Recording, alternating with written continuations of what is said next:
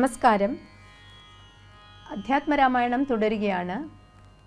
ഇന്ന് ആരണ്യകാണ്ഡത്തിൽ സീതാന്വേഷണം, ജടായുഗതി, ജടായുസ്തുതി, കബന്ധഗതി, കബന്ധസ്തുതി എന്നീ പംക്തികളാണ് ചൊല്ലാൻ പോകുന്നത്.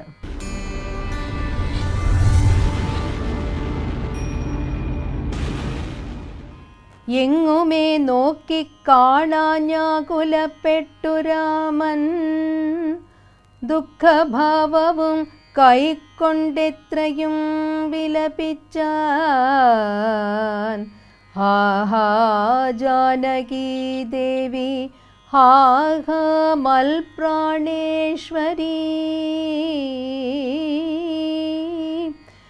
വിത്രസ്തഹൃദയനായി പക്ഷിരാജനും ചൊന്നാൻ, രക്ഷോനായകനായ രാവണൻ ദേവി തന്നെ ദക്ഷിണദിശി കൊണ്ടുപോയാനെന്നറിഞ്ഞാലും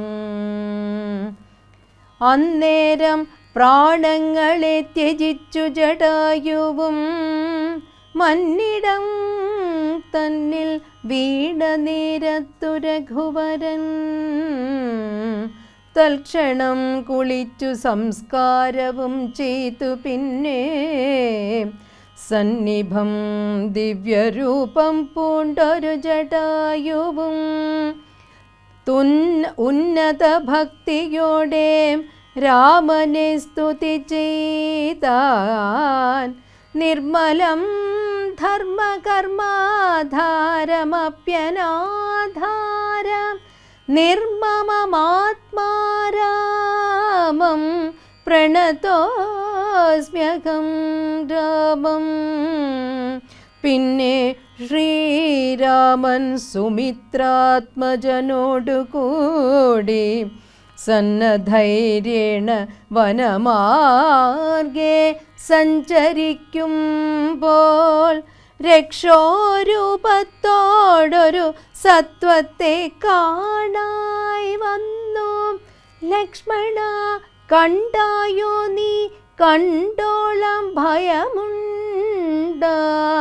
ഭക്ഷിക്കുമിപ്പോൾ ഇവൻ നമ്മെയെന്നറിഞ്ഞാലും പക്ഷിയും മൃഗവുമല്ലെത്രയും ചിത്രം ചിത്രം. തൽക്ഷണം ഛേദിച്ചിതു ദക്ഷിണഭുജം രാമൻ, ലക്ഷ്മണൻ വാമകരം ഛേദിച്ചാനതു നേരൻ. ആരെടോ വികൃതരൂപം ധരിച്ചോരു ഭവാൻ, നേരോടെ പറകുന്നു രാഘവൻ ചോദിച്ചപ്പോൾ. സന്തുഷ്ടാത്മന പറഞ്ഞിടിനാൻ കബന്ധനും, താപസശാപം കൊണ്ടു രാക്ഷസനായോരു ഞാൻ. തത്രൈവ കബന്ധദേഹം ദഹിപ്പിച്ച നേരം കോമള പദങ്ങളാൽ സ്തുതിച്ചു തുടങ്ങിനാൻ. പാഹി മാം ജഗന്നാഥ പരമാനന്ദരൂപ, പാഹി സൗമിത്രി സേവ്യ, പാഹി മാം ദയാനിധേ. ഗന്ധർവനേവം ചൊല്ലിമറഞ്ഞോരനന്തരം സന്തുഷ്ടന്മാരായൊരു രാമലക്ഷ്മണന്മാരും സംഭ്രമത്തോടും പ്രത്യുത്ഥായ താപസി ഭക്ത്യാ പൂജിച്ചു തൽപാദതീർത്ഥാഭിഷേകവും ചെയ്തു. ഭോജനത്തിനു ഫലമൂല്യങ്ങൾ നൽകിയിടിനാൾ. ഭക്തി പൂണ്ടിത്തമുക്ത്വാ ദേഹത്യാഗവും ചെയ്തു. മുക്തിയും സിദ്ധിച്ചിതു ശബരിക്കിതു കാലം. പൈങ്കിളി പൈതൽ താനും പരമാനന്ദം പൂണ്ടു ശങ്കര ജയിച്ചരുളെന്നിരുന്നരുളിനാൾ. ഇതി അധ്യാത്മരാമായണേ ഉമാമഹേശ്വര സംവാദേ ആരണ്യകാണ്ഡം സമാപ്തം. കിഷ്കിന്ധാകാണ്ഡം. കാലേ വസന്തെ സുശീതളേ ഭൂതലേ ഭൂലോകപാലബാലന്മാരിരുവരും ഋഷ്യമൂകാദ്രി പാർശ്വസ്ഥലേ സന്തതം ആധി കലർന്നു നടന്നടുക്കും വിധോ മാരുതിയോടു ഭയേന ചൊല്ലിടിനാൻ ഭീതനായി വന്നു ദിനകരപുത്രനും. ആരീ വരുന്നതിരുവർ സന്നദ്ധരായി നേരെ ധരിച്ചു വരിക നീ വേഗീന ബ്രഹ്മചാരി വേഷമാലംബ്യ സാദരം അഞ്ജസാ ചെന്നു നമസ്കരിച്ചിടിനാൻ അഞ്ജനാപുത്രനും ഭർതൃപാദാംബുജം. അംഗദൻ തന്നെ ജയിച്ചൊരു കാന്തി പൂണ്ടിങ്ങനെ കാണായ നിങ്ങളിരുവരും ആരെന്നറികയിലാഗ്രഹമുണ്ടതു നേരെ പറയണമെന്നോടു സാദരം. ഭക്തനെ കണ്ടു പറഞ്ഞിതു രഘുരാമൻ.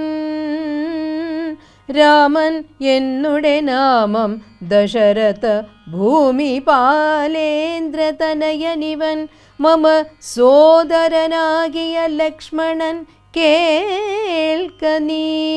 ജാനകിയാകിയ സീത എന്നുണ്ടൊരു മാനിനി എന്നുടെ കൂടവേ ഭാമിനിയായി ചണ്ഡനായൊരു നിശാചരൻ വന്നുടൻ ജാനകീ ദേവിയെ കട്ടുകൊണ്ടിടിനാൻ.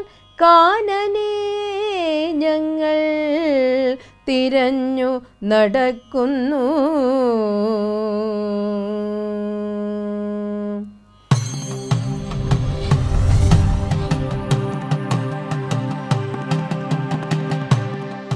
പ്രിയ സജ്ജനങ്ങൾക്ക് ഏവർക്കും രാമായണ മാസത്തിലേക്ക് സ്വാഗതം.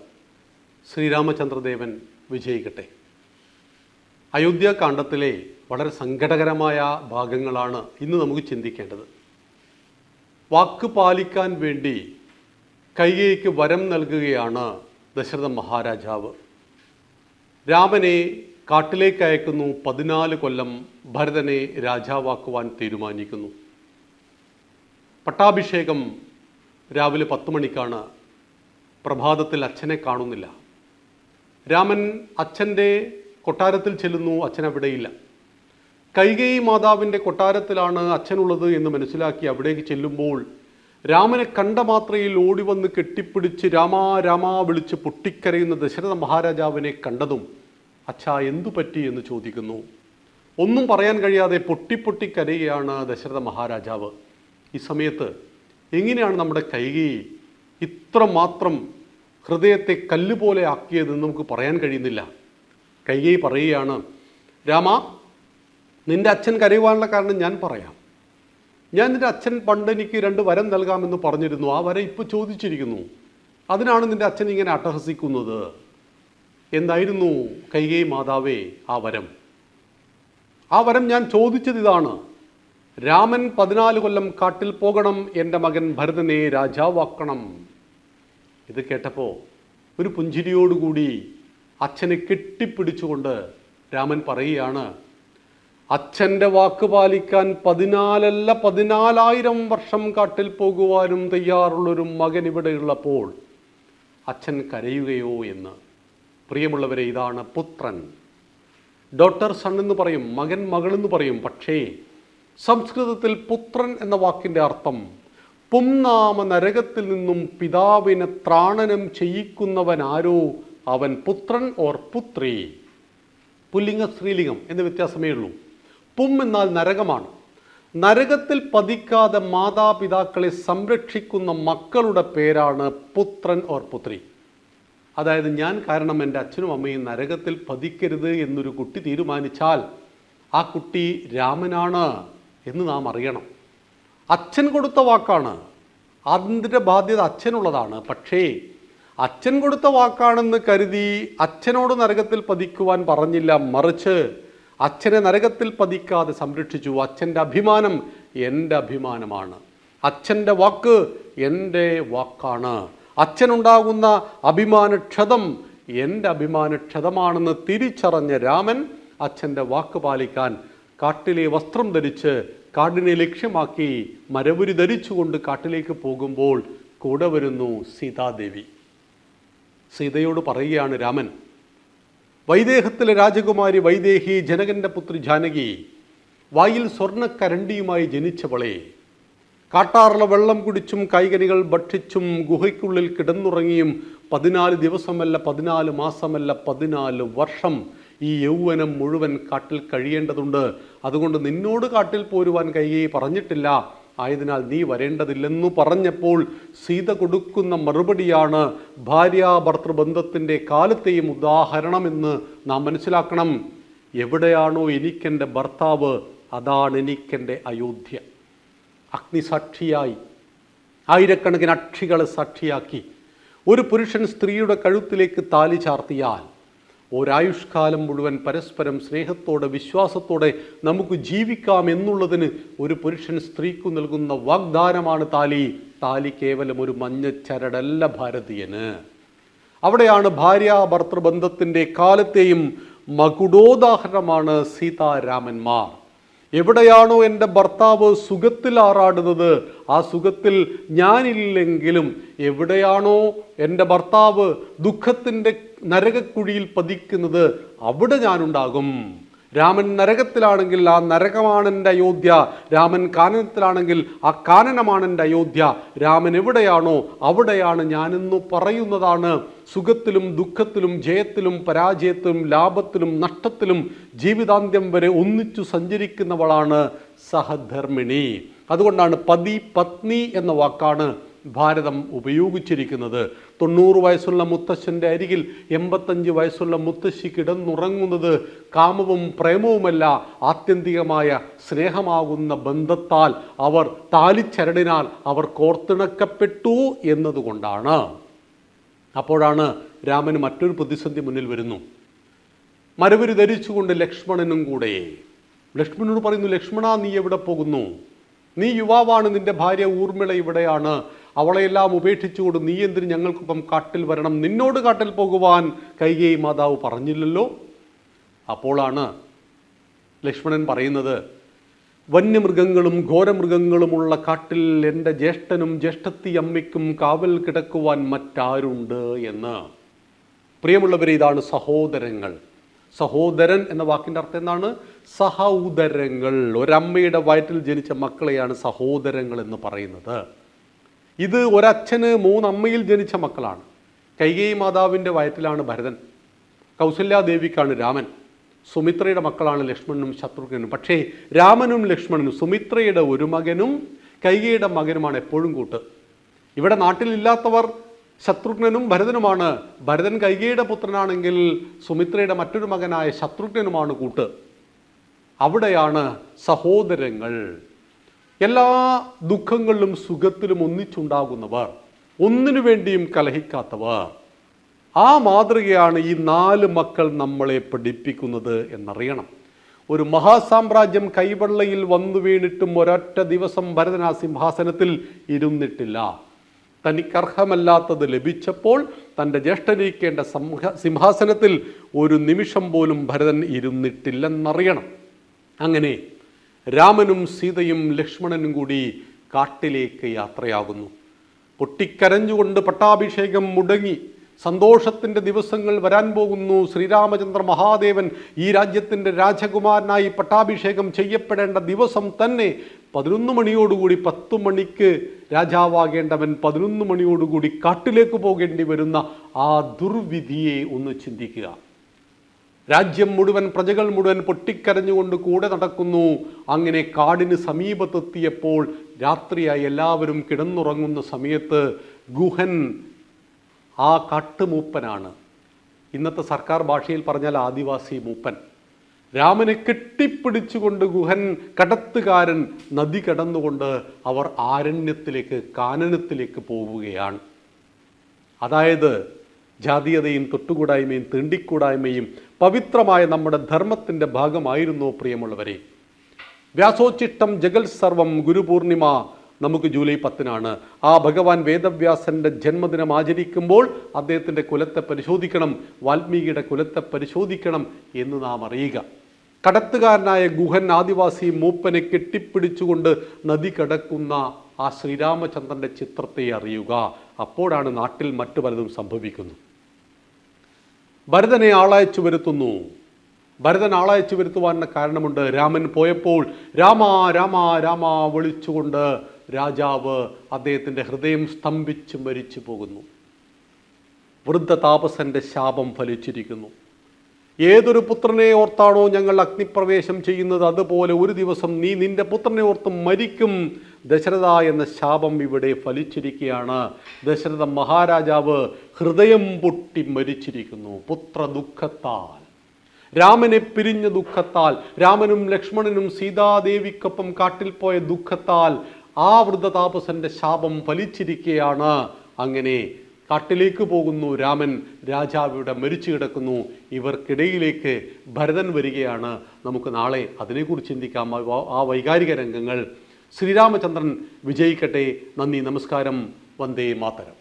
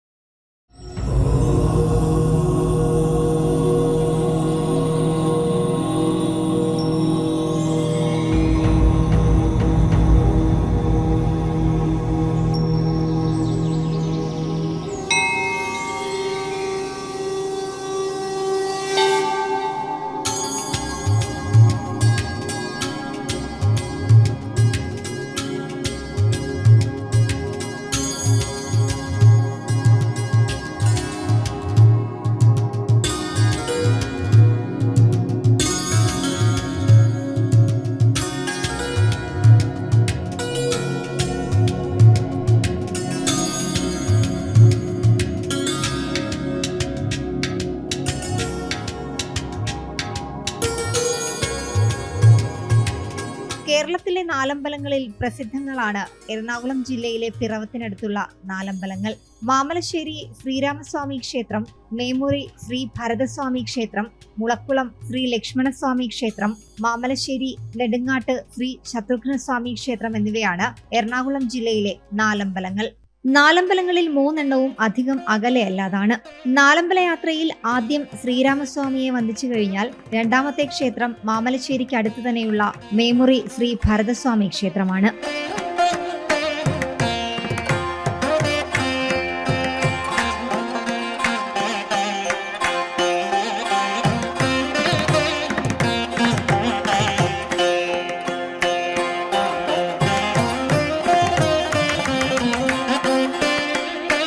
നാലമ്പല വഴിയിലെ രണ്ടാമത്തെ ക്ഷേത്രമാണ് മേമുറി ഭരതസ്വാമി ക്ഷേത്രം. നൂറ്റാണ്ടുകൾ പഴക്കമുണ്ട് ഈ ക്ഷേത്രത്തിന്. വനവാസകാലത്ത് രാമലക്ഷ്മണന്മാരെ അന്വേഷിച്ചിറങ്ങിയ ഭരതശത്രുഘ്നന്മാർ വലിയൊരു കാട്ടിലകപ്പെടുകയും പരസ്പരം വേർപെടുകയും ചെയ്തു. പിന്നീട് ഭരതസ്വാമി എത്തി വിശ്രമിച്ച സ്ഥലം ഭരതപ്പള്ളി എന്നറിയപ്പെടുകയും അവിടെയുള്ളവർ അദ്ദേഹത്തെ രാജാവായി വാഴിക്കുകയും ചെയ്തു എന്നാണ് ഐതിഹ്യം. കേരളത്തിൽ ശ്രീ ഭരതസ്വാമിയുടെ പ്രതിഷ്ഠയുള്ള അപൂർവം ക്ഷേത്രങ്ങളിലൊന്നാണ് മേമുറി ശ്രീ ഭരതസ്വാമി ക്ഷേത്രം. നൂറ്റാണ്ടുകളുടെ പഴക്കമുണ്ട് ക്ഷേത്രത്തിന്. വനവാസത്തിന് പോയ രാമലക്ഷ്മണന്മാരെ തിരഞ്ഞെത്തിയ ഭരതശത്രുഘ്നന്മാർ യാത്രാമധ്യേ വലിയൊരു കാട്ടിലകപ്പെടുകയും പരസ്പരം വേർപെട്ടു പോവുകയും ചെയ്തു. വഴിതെറ്റി ഒറ്റപ്പെട്ടു പോയ ഭരതൻ എത്തി താമസിച്ച സ്ഥലമാണ് ഭരതപ്പള്ളി. പ്രദേശവാസികൾ ഭരതനെ രാജാവായി വാഴിച്ചു. അന്ന് ഭരതൻ വസിച്ചിരുന്ന സ്ഥലത്താണ് ഇന്ന് ക്ഷേത്രം സ്ഥിതി ചെയ്യുന്നതെന്നാണ് വിശ്വാസം. സീതാപഹരണത്തിനായി വേഷം മാറി വന്ന മാനിനെ ശ്രീരാമൻ അമ്പെയ്ത് വീഴ്ത്തിയപ്പോൾ മാനിന്റെ മേൽഭാഗം വീണ സ്ഥലം മേമുറിയായി മാറിയെന്നും വിശ്വാസമുണ്ട്. രാമായണ മാസമായ കർക്കിടക മാസം 1 തീയതി മുതൽ 31 തീയതി വരെ 2025 ജൂലൈ 17 മുതൽ ഓഗസ്റ്റ് 16 വരെയാണ് ഈ വർഷത്തെ നാലമ്പല തീർത്ഥാടന കാലഘട്ടം. 2008 എറണാകുളം ജില്ലയിലെ നാലമ്പല തീർത്ഥാടനം എന്നൊരു ആശയം ആലോചിക്കുന്നത്. 2009 എറണാകുളം ജില്ലയിലെ നാലമ്പല തീർത്ഥാടനം ആരംഭിക്കുന്നത്. 2009 ചുരുക്കം ഭക്തർ സമീപ പ്രദേശങ്ങളിലായി ദർശനത്തിന് എത്തിയിരുന്നുവെങ്കിൽ 2024 ഏകദേശം 1 ലക്ഷത്തോളം ഭക്തജനങ്ങൾ കേരളത്തിന്റെ വിവിധ ജില്ലകളിൽ നിന്നായി എറണാകുളം ജില്ലയിലെ ദാശരഥി ക്ഷേത്രങ്ങൾ ദർശിക്കുവാനായി എത്തിച്ചേർന്നിരുന്നു. ക്ഷേത്രത്തിൽ അകപ്രദക്ഷിണ വട്ടത്തിൽ ഗണപതിക്കൂട്ടിൽ ഗണപതി, ശിവൻ, ഹനുമാൻ മുതലായ ദേവന്മാരുടെ പ്രതിഷ്ഠയും വടക്കേ ചുറ്റിൽ കിഴക്ക് ഭാഗത്തായി ലക്ഷ്മണസ്വാമിയും കുടികൊള്ളുന്നു. മതിൽക്കകത്ത് പടിഞ്ഞാറ് ഭാഗത്തായി ഭഗവതിയുടെയും അയ്യപ്പന്റെയും പ്രതിഷ്ഠയും സർപ്പ സാന്നിധ്യവുമുണ്ട്. രാവിലെയും വൈകിട്ടുമായി ക്ഷേത്രത്തിൽ 3 പൂജകളാണ് നടക്കുന്നത്. ഇവിടുത്തെ പ്രധാന വഴിപാടുകൾ പാൽപ്പായസം, താമരമാല, മെതിയടി സമർപ്പണം, കാര്യസാധ്യത്തിനാണ് താമരമാല. സന്താന സൗഭാഗ്യങ്ങൾക്ക് കാര്യസാധ്യത്തിനും എല്ലാത്തിനും പാൽപ്പായസവും വിശേഷമാണ്. പീഠത്തിൽ നിൽക്കുന്ന ശിലാവിഗ്രഹമാണ്. അപൂർവ ക്ഷേത്രങ്ങളിൽ ഒന്നാണ് ഭരതസ്വാമി ക്ഷേത്രം. ഭരതസ്വാമിയുടെ അനുഗ്രഹം തേടി നാടിന്റെ നാനാഭാഗങ്ങളിൽ നിന്നായി ഒട്ടനവധി ഭക്തരാണ് മേമുറി ശ്രീ ഭരതസ്വാമി ക്ഷേത്രത്തിലേക്ക് എത്തുന്നത്.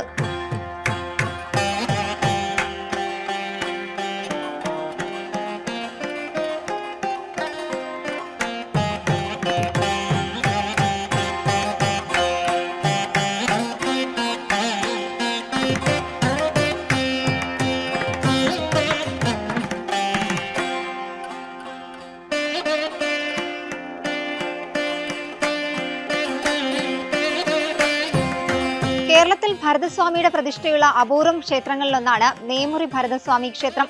പടിഞ്ഞാറ് ദർശനമായ ശ്രീകോവിലിൽ ഭക്തർക്ക് അനുഗ്രഹാശിസ്സുകളേകി ഭരതസ്വാമി നിലകൊള്ളുന്നുവെന്നാണ് വിശ്വാസം. കർക്കിടക മാസ പുണ്യം തേടി നിരവധി പേരാണ് ക്ഷേത്രത്തിലേക്ക് എത്തുന്നത്.